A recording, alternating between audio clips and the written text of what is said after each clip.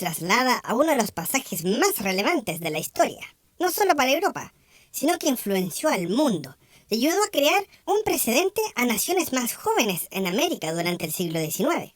Prepárense para aprender una historia llena de ego, traición, decapitaciones e incluso alguna que otra francesa con poca ropa. Estén muy atentos, porque hoy aprenderemos un poco sobre la Revolución Francesa de 1789.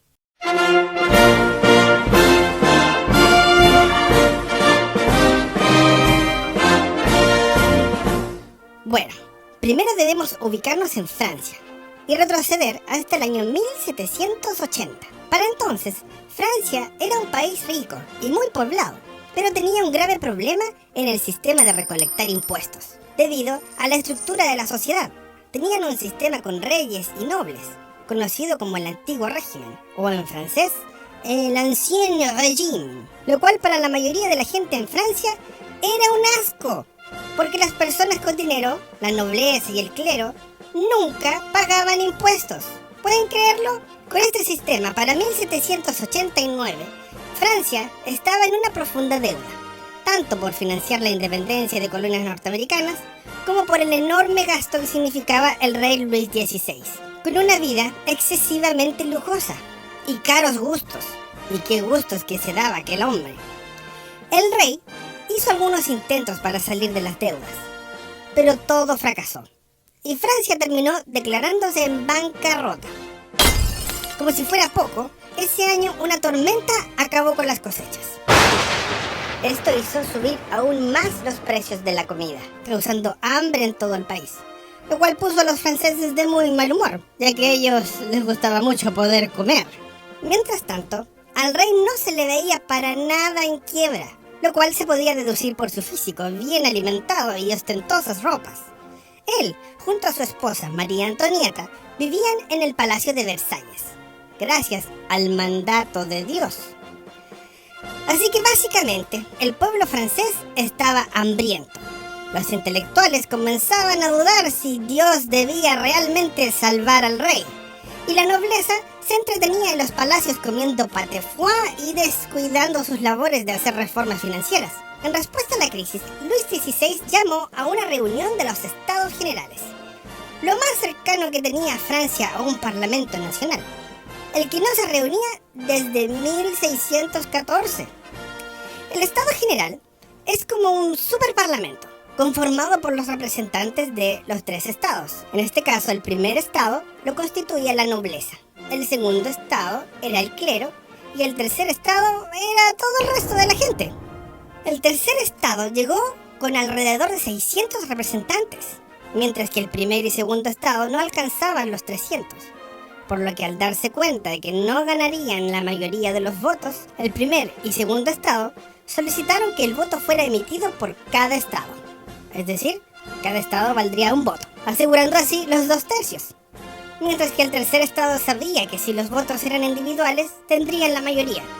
Al darse cuenta que no podían llegar a un acuerdo, el tercer estado dijo como, ¿saben qué nos importa a nosotros lo que ustedes piensen? Nosotros haremos nuestra propia Asamblea Nacional. Obviamente esto no le gustó mucho al rey Luis XVI. Así que en cuanto ellos salieron por un momento del salón, el rey cerró las puertas y estaba como, lo siento, pero si no pueden entrar y no se pueden congregar, entonces ¿cómo harán una Asamblea Nacional?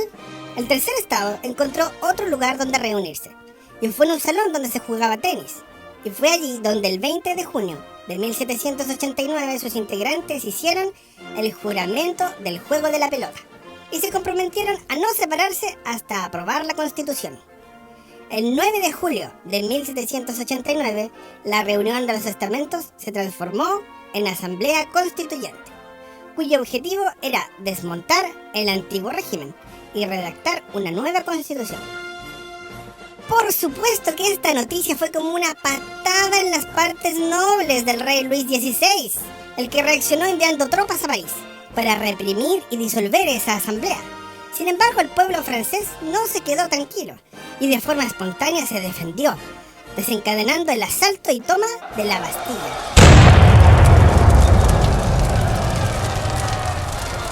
El 14 de julio de 1789. La Bastilla era la prisión más famosa en Francia y un símbolo de la autoridad de la corona. De allí, la revolución se expandió por toda Francia. Los cambios más radicales de la Asamblea Nacional aparecieron el 5 de agosto del mismo año, cuando la mayoría del Ancien Régime fue abolida, eliminando los derechos feudales, los títulos, los privilegios que tenía la nobleza e incluso los impuestos desiguales. Todo eso fue quitado en nombre de la escritura de una nueva constitución. Mientras tanto, en el Palacio de Versalles, en la otra ciudad francesa, Luis XVI aún era el rey de Francia y se veía algo parecido a una monarquía constitucional, lo que significa de que la familia real podía quedarse con su tremenda casa. Pero en octubre de 1789 comenzó un rumor de que María Antonieta estaba escondiendo trigo y comida en algún lugar del palacio, lo que dio paso a la Marcha de las Mujeres, donde un grupo de mujeres campesinas demandaron que Luis y María Antonieta salieran de Versalles y se fueran a París. Y así lo hicieron, simplemente porque cualquiera le teme a un grupo de mujeres armadas y enfurecidas. Más tarde, en 1792, los ejércitos de Austria y Prusia invadieron Francia para evitar su expansión. Esto ocasionó la revuelta del pueblo francés, que culminó con el arresto del rey, que obviamente estaba apoyando a los prusianos, quienes querían restaurarlo al trono y era enemigo de la revolución, y la convocatoria a una nueva asamblea denominada Convención, la que estaba conformada por dos sectores políticos: los girondinos, sí, escucharon bien, girondinos, que eran representantes de la alta burguesía, defensores de la legalidad constitucional, y los jacobinos, que representaban los sectores más populares y se caracterizaban por tener posturas mucho más radicales. El periodo de 1792 y 1793, la convención estuvo dominada por los girondinos, y como resultado votaron para suspender la monarquía y tener elecciones donde todos pudieran votar, siempre y cuando fueran hombres, y crear una nueva constitución republicana. Luego, la convención decidió llevar a juicio a Luis XVI, quien fue hallado culpable, y por un solo voto fue sentenciado a morir en la guillotina, lo que complicó bastante a Austria y Prusia para poder restaurarlo al trono. La muerte de Luis XVI marcó el inicio del periodo de terror, la parte más conocida, o al menos la más sensacional de la revolución. O sea, si puedes matar al rey, puedes matar a cualquiera. Ahora eran los jacobinos quienes dominaban la convención y gobernaron el país entre julio de 1793 y julio de 1794, quienes, liderados por Maximiliano Robespierre, decretaron la ejecución de más de 50.000 personas acusadas de traición a la revolución, incluyendo a María Antonieta, la esposa de Luis XVI. Y posteriormente, Maximiliano mismo encontró su fin en la guillotina. Bueno, entonces Francia estaba en quiebra y peleando como 9 guerras a la vez. Además, la Comisión de Seguridad Pública cambió hasta la medida del tiempo, porque como saben, la forma tradicional de medida es tan irracional y religiosa.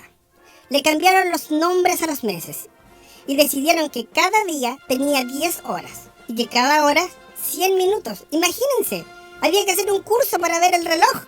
Y luego la revolución se calmó un poco y crearon una nueva constitución, que esta vez daría mucho más poder a la gente adinerada o burgueses. En este punto, Francia aún estaba en guerra con Austria y Gran Bretaña, guerras que terminó ganando, en gran parte gracias a un joven militar llamado Napoleón Bonaparte. En 1799, la República se encontraba en una profunda crisis política, económica y social. Y fue así que Napoleón Bonaparte, el 9 de diciembre de 1799, encabeza un golpe de Estado, estableciéndose como primer cónsul de Francia, dando comienzo a la era napoleónica.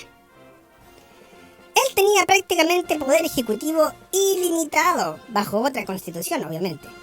Si bien Napoleón ayudó a ordenar gran parte del país a través de sus poderes dictatoriales, estabilizando los impuestos e incluso impuso un sistema educativo centralizado y público, también restableció varias de las cosas que la revolución había luchado por años, como restablecer la Iglesia Católica, Claro que esta vez no podía recolectar diezmos y tenía mucho menos tierras. De hecho, el mismo Napoleón era más monarca absoluto que el mismo Luis XVI. Gradualmente reinstaló los nobles, esta vez sin los privilegios especiales. En 1804, Napoleón es coronado como emperador, continuando con la expansión territorial, esperando dominar toda Europa continental. Derrotó a Inglaterra e invadió España y Portugal. En 1812, Francia había logrado su máxima extensión. Sin embargo, fue entonces cuando empezó a decaer, al no ser capaz de mantener los territorios conquistados. Fue así como Francia fue expulsada de dichos territorios, y finalmente el ejército napoleónico derrotado en 1814, al tratar de invadir Rusia. Así Napoleón abdicó a favor del nuevo rey Luis XVIII. Entonces se firmó el Tratado de París, en mayo de 1814, donde Francia devolvía todos los terrenos conquistados desde 1792. Y finalmente Napoleón termina su seguidilla de derrotas con la batalla de Waterloo en Bélgica en 1815. Podríamos decir que muchas cosas volvieron a ser como eran antes de la revolución. Sin embargo, la monarquía era constitucional, no absoluta, ni decía tener el derecho divino de gobernar. En el periodo de la Restauración regresaron al poder el rey de España, Fernando VII, y así sucesivamente el resto de los estados europeos. Bueno, esta es a grandes rasgos la historia de la Revolución Francesa. Y a pesar que al final Francia no se liberó de la monarquía, marcó un hito importante dentro de las revoluciones burguesas. Ella difundió por el mundo los ideales de libertad y fraternidad, así como el de la soberanía popular. Comenzaron a surgir ideas de independencia en las colonias iberoamericanas. Y ahora pongan mucha atención a su profesor, que les ayudará a comprender más detalles de esta fascinante parte de la historia universal. ¡Adiós! ¡Au revoir!